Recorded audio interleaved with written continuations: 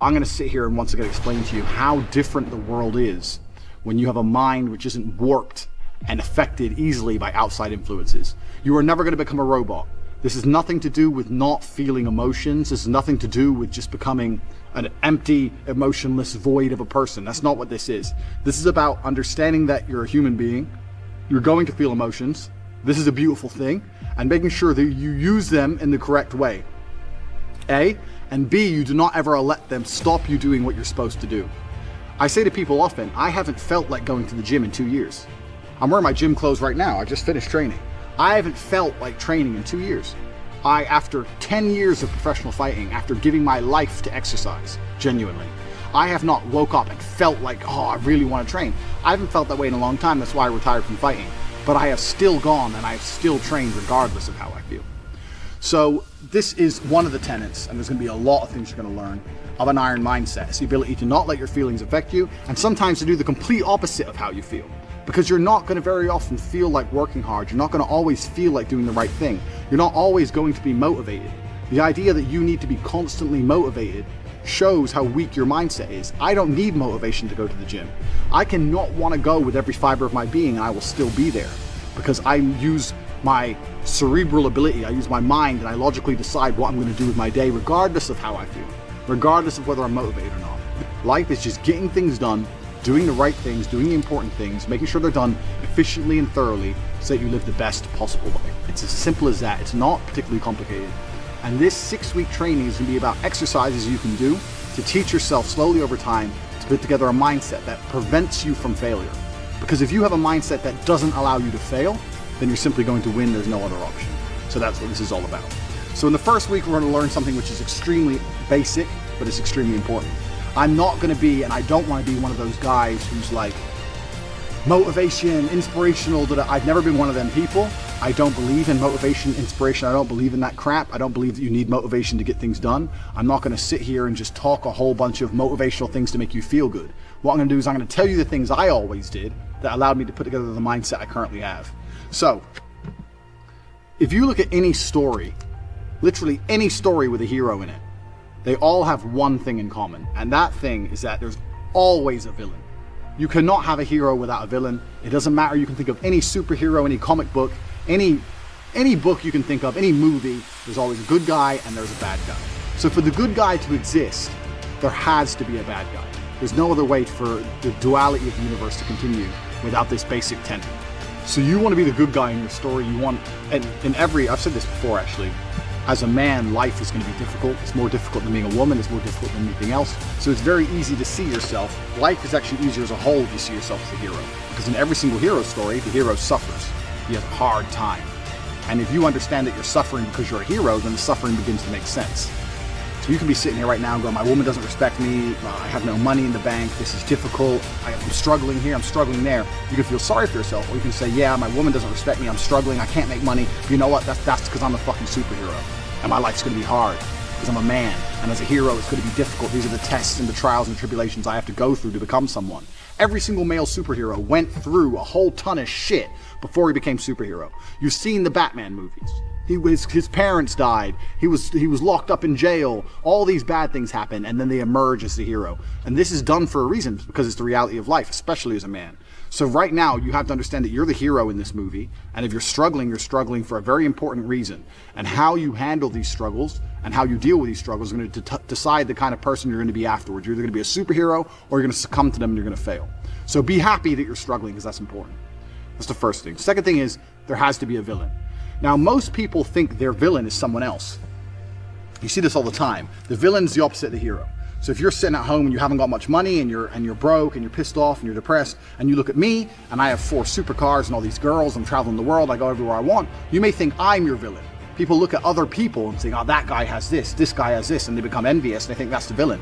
That's not true. That's not the case, because every single person has different circumstances. There are things you have that I don't have, and there's things I have that you don't have. So I may have had a genetic gift over you, for example, because I'm a fantastic kickboxer. But you may have been born more wealthy than me. I was born in a very, very poor family. So I had advantages and disadvantages. You had advantages and disadvantages. So comparing yourself to other people is asinine, and it's inane because it's not a level, fair playing ground. There are some people who are born to millionaire parents who are gorgeous, model, good looking, and have six packs without trying. Some people are lucky like that. That's just how it is. So comparing yourself to these people is not going to help you. Your villain is nobody else. Your villain is someone you're going to create. And you're going to create your villain because he's going to motivate you to be the most powerful hero you can possibly be. So you're going to create your villain. And this is the task for the first week. This is a 6-week training course. And over each week, you have a very important task. And the task for this week is to create your villain.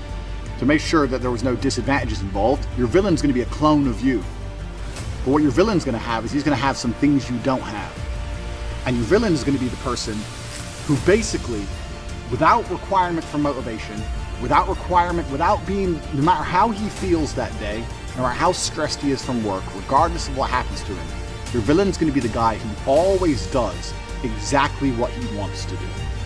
So your villain's going to be the guy who goes to the gym regardless of how he feels. Your villain's going to be the guy who approaches every beautiful girl he ever sees and says, "Hey, I really think you're beautiful." Goes over to him and talks to them. Your villain's going to be the guy who asks for a raise at work. Your villain's going to be the guy who does everything he wants, regardless of how he feels, regardless if he's not motivated or not, regardless if he's shy to talk to that girl or people are watching or his ankle hurts, he doesn't want to go to the gym, whatever. Or he thinks his boss is going to fire him. Your villain is that dude who does anything he wants to do. So for this week, you have to sit and you have to make a list of all the things.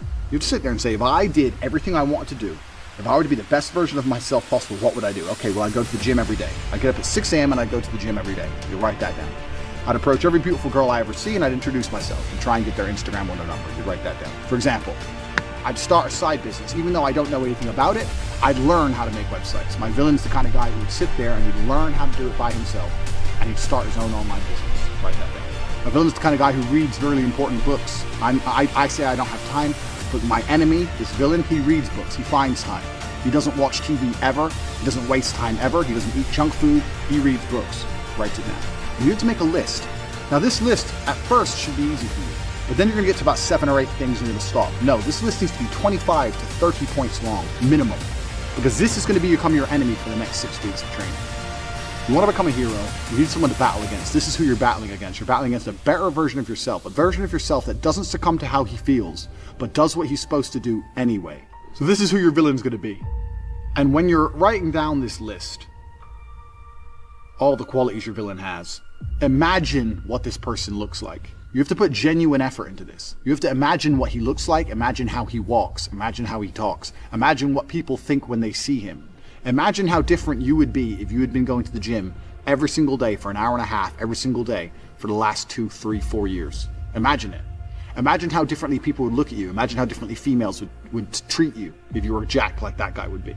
You have to sit and you have to put down all these qualities, and then once the qualities are there, 25 or 30 minimum, then you have to imagine what kind of person this is. You have to imagine what he looks like, what he talks like, what he thinks like. Imagine how he views the world, because this is who you're going to be battling against. So you have to put genuine effort into constructing this person and understanding this person. The reason I'm saying do this is because this is what motivates me every single day. When I was training for a fight, the reason I'd always go train is because I knew my enemy was training. But when I stopped fighting professionally, I thought, well, what enemy do I have? And I realized I had to create my own. So when I don't feel like going to the gym, I imagine I've built my own enemy. I won't even list all the things that my enemy has. He has a whole bunch of shit I don't have. And he would be an nearly impossible person to beat. But when I sit and I don't feel like going to the gym, I know my enemy's training, because he trains no matter what, regardless of how he feels, regardless if he's pissed off, or if there's traffic, or it's raining, or he's tired. My enemy trains. When I see a girl and she's beautiful, but all her friends are there, I'm afraid they're gonna laugh at me, my enemy wouldn't give a fuck. He'd go over there anyway. That's who he is. He's the man. So when I understood who I was truly battling against, then you have 2 choices. You either rise up to try and take him on, or you become a little pussy. You have the choice. Do I want to lose to this man I've created and I've built? Do I want to lose to him, or do I want to beat him or compete with him? And you have to make a choice, and you sit there and go, well, I know that the person I created in my mind, my arch nemesis, would go over there and he'd talk to all the girls. And he'd fuck 2 of them, let alone 1. And the crazy thing about all of this is that this person is you. This person is you. It's just you with a little bit of a different path or a different take on life. It's you who's the person who does whatever he's supposed to do regardless of how he feels. It's you with an iron mind. This is the exact point of it. The reason creating this enemy is so important, and the reason viewing him and seeing how he sees the world, and understanding how important and powerful this person is important, is because that person is you. That person is you who does what he's supposed to do without fail. That's all it is.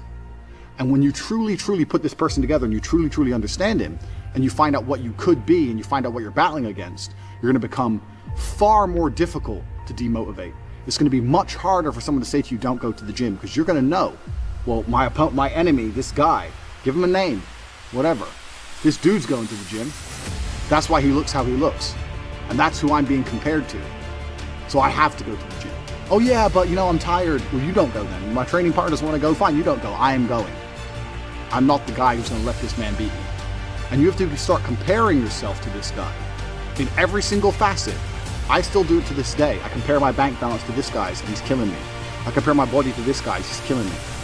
I compare so many things about myself. You guys may look at me and go, oh, Tate, millionaire, girls, this, that, that. I'm still comparing myself to this person I've created. And I know that I'm losing. And that's what drives me forward. That's why I don't miss the gym. That's how I find a way to make money. That's how I do whatever it takes to succeed, because I know who I'm battling against. Most of you guys have no enemy. You have no enemy. Or you have an enemy which is somebody else. You're looking at Justin Bieber or Drake or some shit. That's not going to motivate you. That's pointless. It's not going to help you. Or you have no enemy at all. You have a support structure around you, and you have people say, oh, you're great just the way you are. You're beautiful just the way you are. And you're sitting there and living in your little comfort zone like a little bitch. Bullshit. Put this enemy together from start to finish. If you've done this correctly, then what you should be doing by now is thinking of him permanently. Every single time you go to the gym and you haven't done that one extra rep, he did. Every single time if you don't feel like doing something, you have to think, yeah, but he would do it. If you truly constructed him the way you should, he should be crossing your mind with every single thing you do. And this is why it's important to develop an ego. This is lesson 2, the Iron Mind course, is to develop an ego. Egos are extremely important. Egos have always existed. Throughout ancient history, men, kings, went to war, and millions of people died because someone insulted him, because of his ego. Egos are a natural human thing, and they're extremely important. And the modern world tells men to not have an ego. And they do that because it makes you weak and easy to control. You can only have an iron mind if you are so sure of yourself, so egotistical that nobody can break it. So an ego is extremely important. Now, for the first lesson, we built your enemy, and we built this perfect person you're going to be battling against. And there's a very specific reason we did it based on a version of you. One, because it shows who you could be. But the other reason is also because if your ego is based around beating this person, you get to go through life and be a nice guy to everyone else. People say don't have an ego because they think that if they give you an ego, you have an ego, you're going to be egotistical to the people you meet. I'm a nice guy to everyone I meet because they're not my enemy. I'm not combating against them. I'm a nice guy to every person. I'm a nice guy to every woman. I say please and thank you. I'm a nice person, but I do have a massive ego. But my ego comes into play when I'm fighting against my enemy. Listen, did you fuck your wife yesterday? Maybe you did. So imagine this guy fucked your wife. He would have fucked her better than you did. And this should inspire your ego. The person you're battling against is beating you. And this person is who you could be. That's what's the most annoying thing about it. This person's outlifting you in the gym. They're making more money. They're fucking their wife better. They got more girls. They're rolling around a nicer car. This could be you, but it's not you. Only because you don't have the motivation to do what this individual does. Nothing to do with genetics, nothing to do with luck. This person is you and they're beating you. And this should inspire your ego. Most people's egos work against them, and the way it works against them is they feel entitled. They wake up and they think, oh, I deserve a nice car. I'm a special person. I deserve a nice car. And then when they don't get a nice car, they get disheartened and annoyed. That is not the right way to use an ego. An ego should be used as in, I deserve a nice car, so I'm gonna go fucking get one.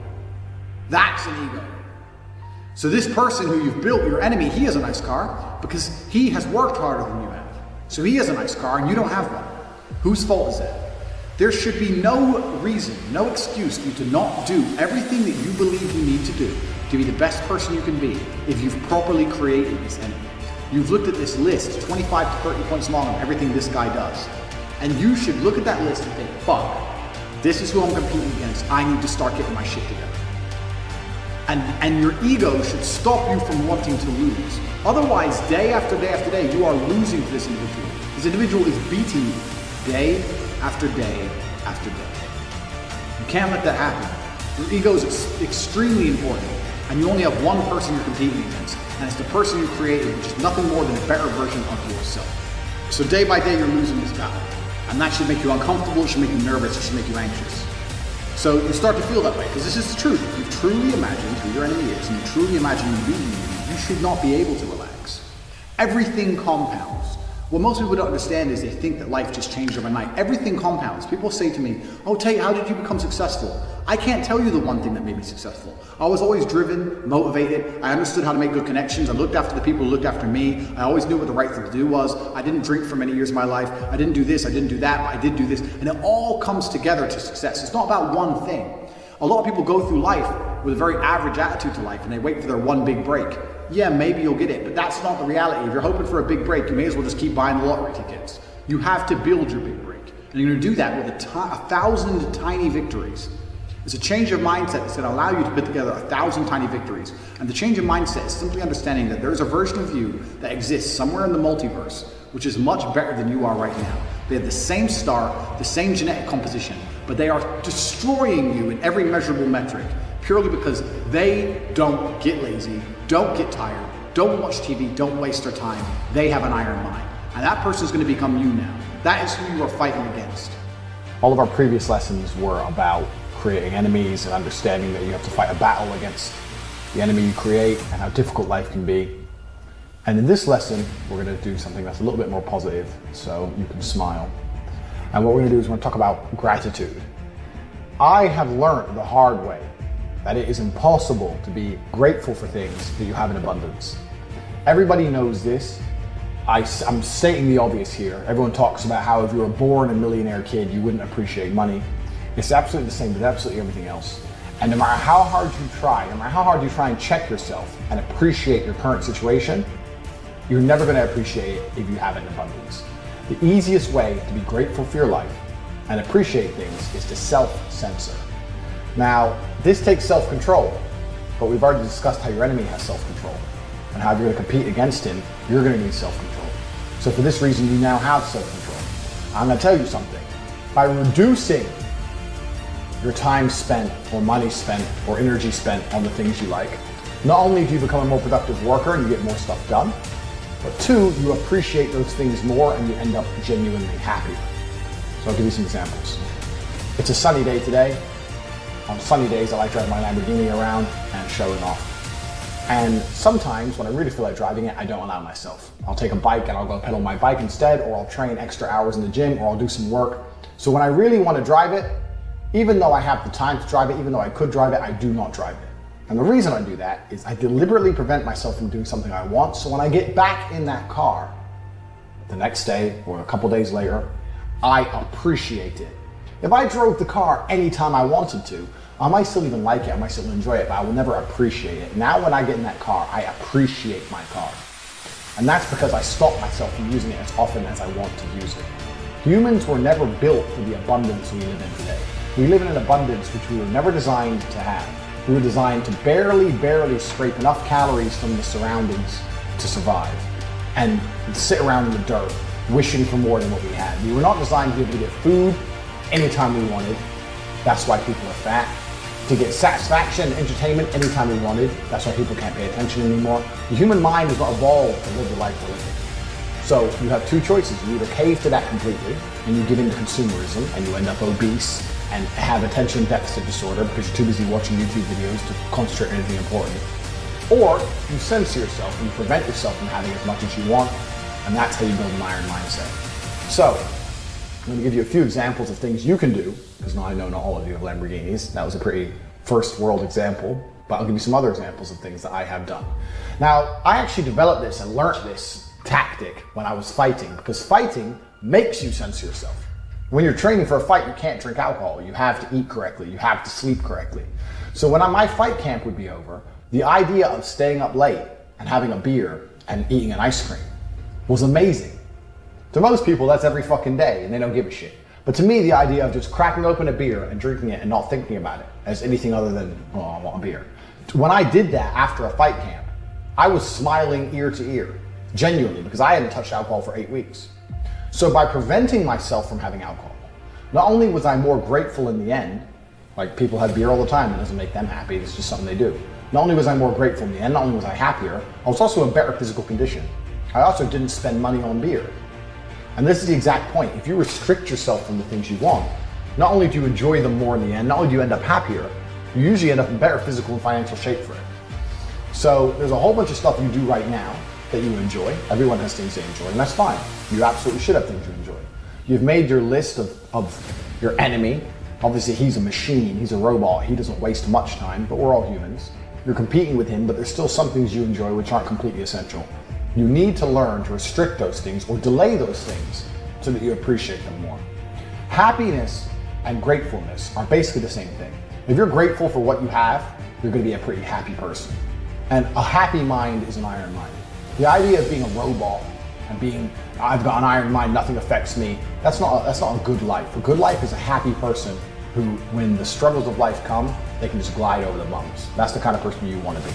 And you're going to do that by making yourself more grateful, and you make yourself more grateful through scarcity.